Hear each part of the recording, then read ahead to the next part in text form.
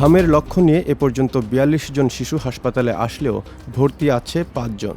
আজ নাটোর জেনারেল হাসপাতালে গিয়ে এ তথ্য পাওয়া যায়। তবে আজকে নতুন করে কোনো শিশু হামের লক্ষণ নিয়ে ভর্তি হয়নি। নাটোরের ভারপ্রাপ্ত civil surgeon doctor Kamal Hossain জানান, গত সপ্তাহে হামের লক্ষণ নিয়ে ৪২ জন শিশু হাসপাতালে ভর্তি হয়। এর মধ্যে ৩৬ জন চিকিৎসা নিয়ে সুস্থ হয়ে বাড়ি ফিরে যায়। একজন শিশুর অবস্থা সংকটাপন্ন থাকায় তাকে রাজশাহী মেডিকেল কলেজ হাসপাতালে প্রেরণ করা হয়। সেখানে চিকিৎসাধীন অবস্থায় গতকাল তার মৃত্যু হয়। তবে সেই শিশুটি হামে আক্রান্ত হয়ে মৃত্যুবরণ করেছে কিনা তা নিশ্চিত করে বলা সম্ভব নয়। তিনি জানান, তার স্যাম্পল ঢাকায় পাঠানো হয়েছে। পরীক্ষা নিরীক্ষার পরেই তার মৃত্যুর আসল কারণ জানা যাবে। তিনি আরও জানান, ঢালাওভাবে হাম রোগে আক্রান্ত হওয়ার প্রচার চালালেও পরীক্ষা নিরীক্ষা ছাড়া আমরা এগুলি হাম রোগে আক্রান্ত কিনা তা বলতে পারি না।